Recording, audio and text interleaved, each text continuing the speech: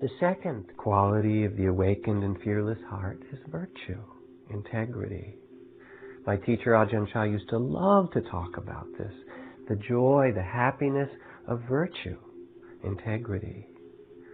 There was a time when a person's word was like gold, when we would swear an oath or stand on our integrity for our life, when we were known by others for our integrity.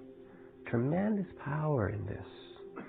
Do not think, said Margaret Mead, that a small group of committed people cannot change the world. Indeed, it is the only thing that ever has. Without integrity, it's like getting in a rowboat and trying to row to the other shore while the line is still tied to the dock. All other spiritual practices, meditations, far out mystical experiences, all the kinds of things that you can have are literally worthless without a basis of integrity. I mean, in the simplest fashion, as we often say, it's really hard to meditate after a day of killing and stealing, you know.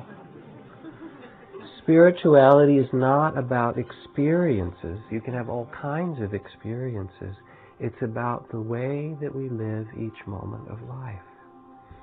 And virtue is our gift to other beings, to not kill them, to have a reverence for all forms of life. When the Dalai Lama was asked, well, what about shooting an animal that's in misery? And he looked back and he said, would you shoot your child, your brother, your sister? Wouldn't you care for them? A reverence for life. To not steal. As monks, we were not even allowed to borrow things without asking. In fact, we had to be so careful not to waste or take something that if you took something worth more than a nickel, you would forever, the rest of your life, never be able to be a monk again.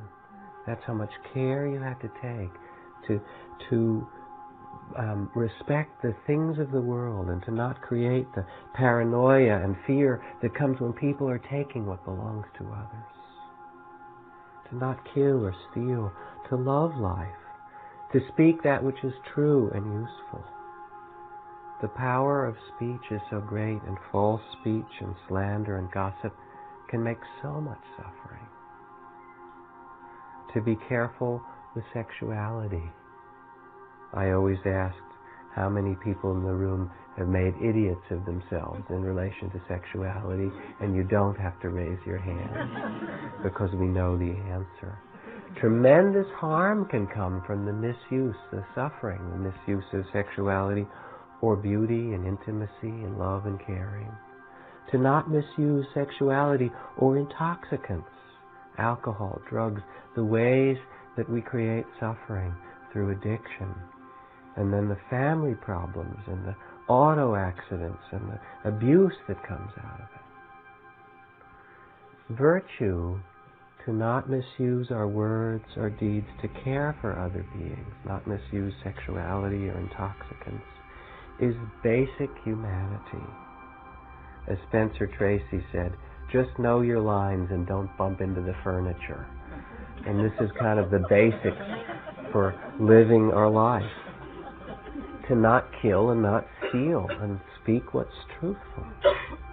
And virtue then expresses our care and a certain joy of heart that we have for the beings of the world.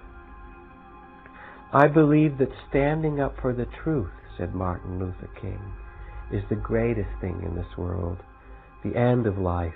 The end of life is not to be happy or achieve pleasure and avoid pain. The end of life is to speak the truth and do the will of God, come what may. It was like Chief Seattle, who spoke about us as being merely a strand in the web of life, or Martin Luther King when he spoke of this single garment of destiny, that when we care for others, this heart of virtue and integrity, we care for ourselves.